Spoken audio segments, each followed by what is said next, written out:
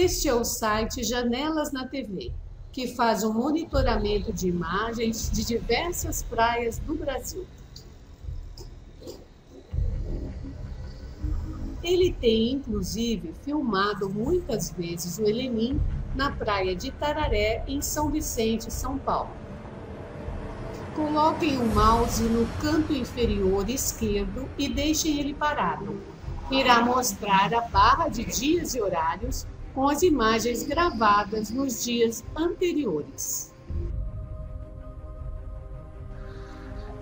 Vamos mostrar a todos como confirmar mais uma filmagem do Helenim junto ao Sol, mas agora com uma grande particularidade.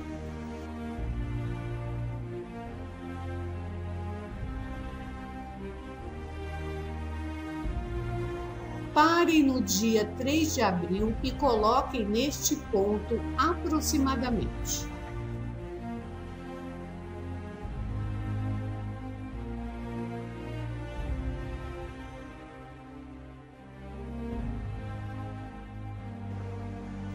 Observem o que irá aparecer e de forma totalmente anômala.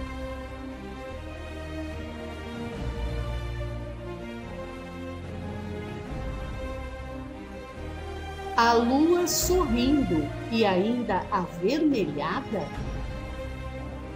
Muitos podem pensar que é mais uma vez a lua de sangue, mas não é.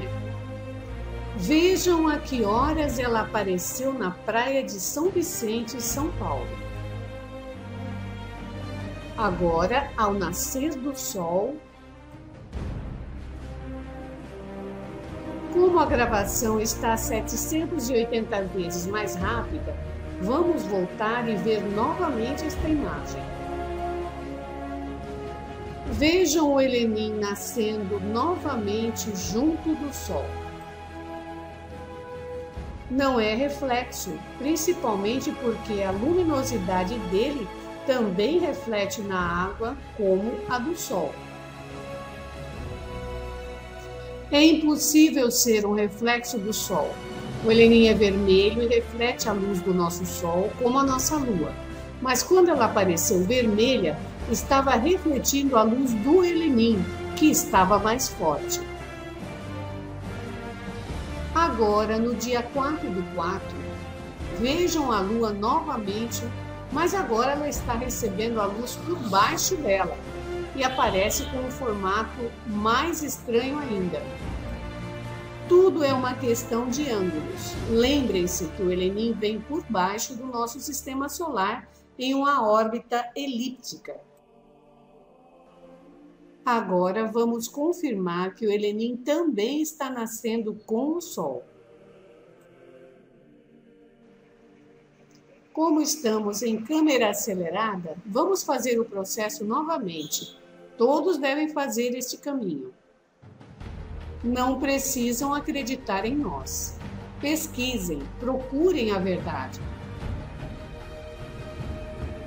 Vejam novamente o reflexo do Helenim P/2011 NO1, o nosso grande agente transformador. Mas por que não vemos o Helenim direto perto do Sol? Por uma questão de ângulos. E você já percebeu que a maior parte das nuvens não são mais naturais?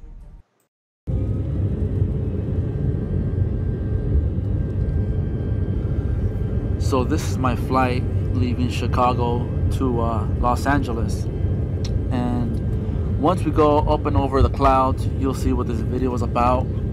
It's about, I don't know, Planet X. If you guys haven't heard of Planet X, search it up. Chemical trails, or chemtrails, search that up. Chemtrails are basically, you ever look up at the sky, you see like aircraft leaving long streaks of what appears to be like clouds or smoke. Those are chemtrails. What their objective is with that, I'll let you do the research, come up with your own conclusion. So search up chemtrails and search up Planet X, also known I think as Nibiru, something like that, but just search up Planet X and it'll come out. I'm not going to explain what it is because it'll take me a long time, and I'm not really good at explaining things. So yeah, this is once again leaving Chicago to Los Angeles.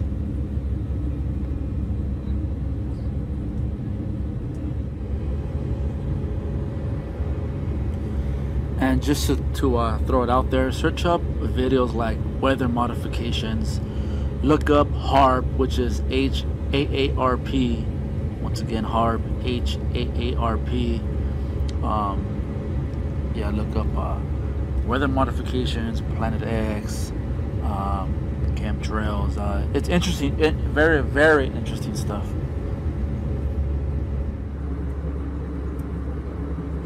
Now, I don't know what these are, but I guess I'll call them crop circles.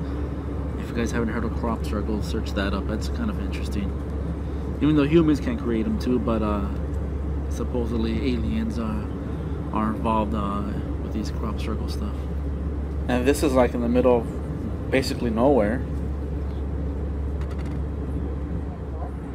Hope that you've enjoyed the flight this afternoon. On behalf of the flight crew, now this is a chemtrail. Who's flying with us in our team, and to receive an additional 500 bonus miles just for flying on board with us today.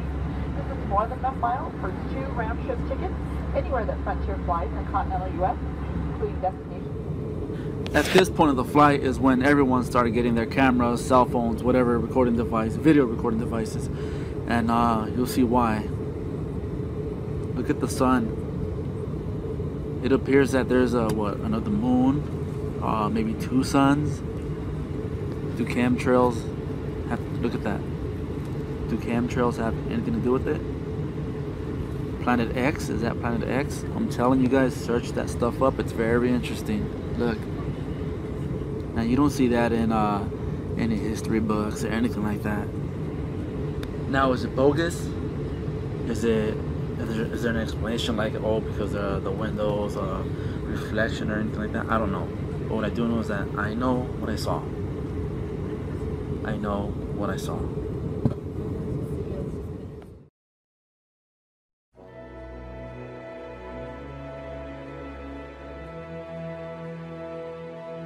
Pulverizam o mundo com trilhas químicas para esconder o helenim e para nos matar aos poucos.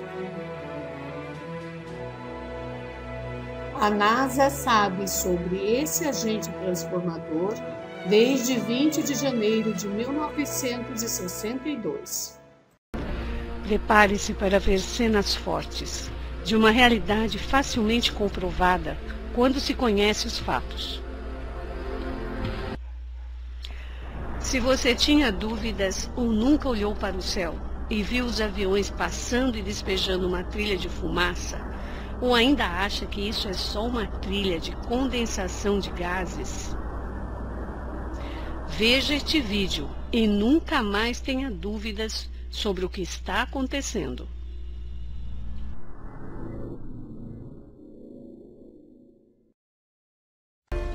Primeiro, entenda como eles vendem a necessidade para o mundo.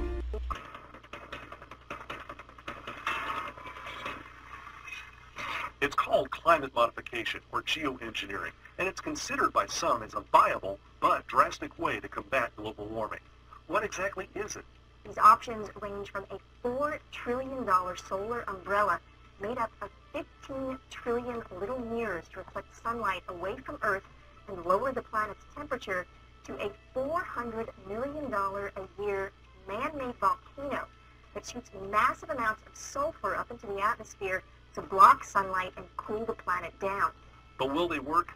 Yes, these geoengineering ideas will work, and some scientists believe despite the expense we should try them. But most agree that it just treats the symptom and is not a cure, because basically no one knows exactly what will happen as a result. The point is to mess with Mother Nature less, not more. Espalham esta mentira em vários lugares do mundo. Selon certains experts, le meilleur moyen de contre-attaquer aujourd'hui consiste à refroidir artificiellement notre planète. Cela s'appelle le geoengineering. Le projet le plus prometteur cherche à assombrir l'atmosphère avec du soufre, un gaz qui bloque les rayons du soleil. estão despejando diariamente toneladas de outros produtos tóxicos no planeta. We could theoretically block out a small proportion of incoming sunlight. Adding aerosols to the upper atmosphere is considered relatively cheap and easy to deploy if the technology proves effective and safe. Envoyer des particules de soufre dans la haute atmosphère, disons au-dessus de 10 km, semble être la meilleure idée pour refroidir la planète. The idea is if you took some missiles or whatever and spread sulfate aerosol, it's the same kind of thing that comes out of a smokestack in an uncontrolled power plant that we call pollution. See, we put this into the stratosphere and it reflects away the sun's radiation and it counters the effects of carbon dioxide in the lower atmosphere causing global warming. So you counter the global warming. It didn't take long for the world to agree. A technology existed that could stop the ice sheets from melting.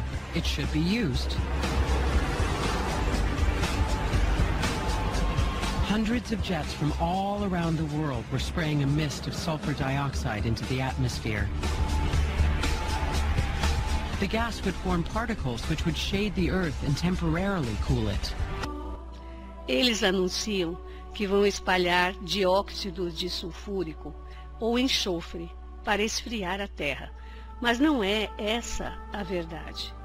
Inclusive, não existe o aquecimento global. Vamos entrar dentro de alguns anos em uma mini era glacial. A NASA faz o acompanhamento da progressão do ciclo solar. O NOAA é responsável pelo monitoramento em conjunto com a NASA. Observem no gráfico que a projeção era que estivesse nesta linha vermelha, mas como é informado em 2006, a NASA sabia que entraremos no mínimo de Mulder, quer dizer, uma mini era do gelo. Observem no gráfico que está muito abaixo das expectativas que foram criadas.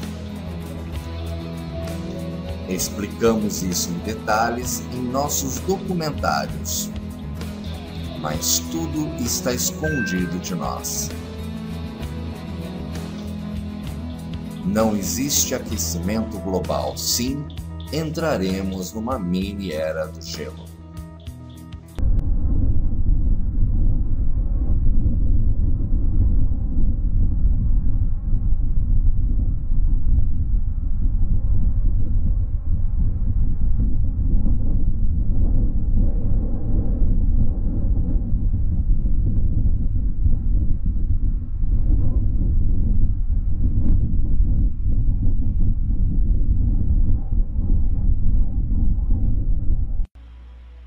Dizem que é inofensivo à saúde.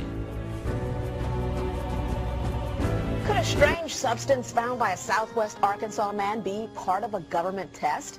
Well, that's the question at the heart of a phenomenon called chemtrails, now getting widespread attention.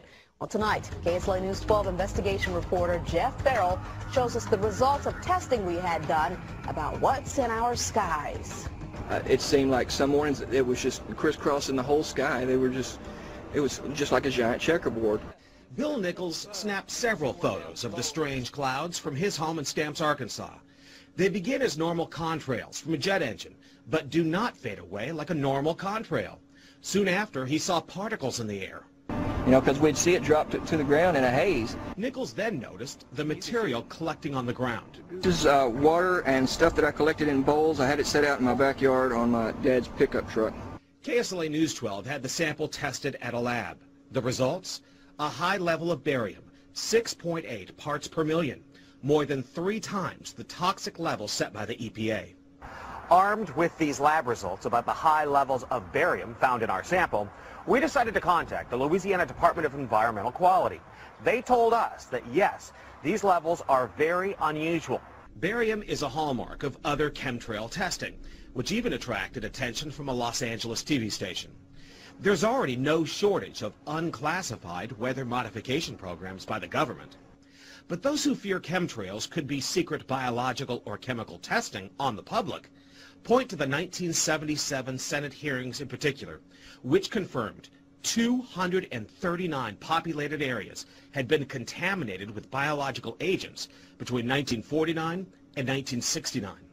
Later, the 1994 Rockefeller Report concluded hundreds of thousands of military personnel were also subjected to secret biological experiments over the last 60 years.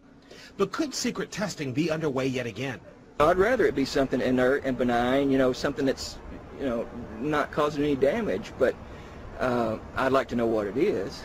KSLA News 12 discovered chemtrails are even mentioned by name in the initial draft of House Bill 2977 back in 2001 under the Space Preservation Act. But the military denies any such program exists. Jeff Farrell, KSLA News 12 reporting. And, you know, it turns out until 9 years ago, the government had the right under U.S. law to conduct secret testing on the American public under specific conditions.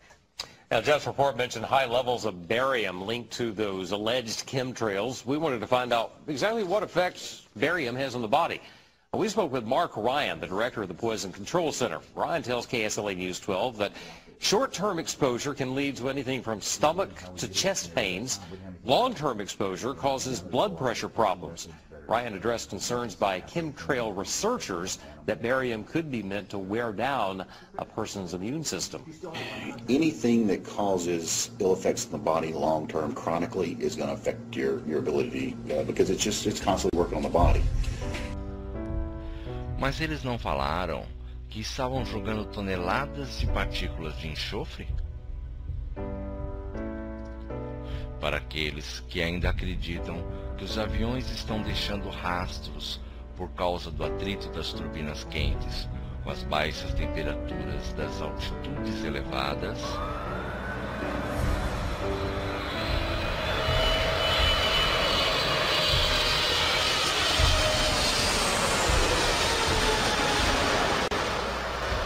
observe que o avião pousou e esqueceu de desligar a liberação do fornecimento das trilhas químicas.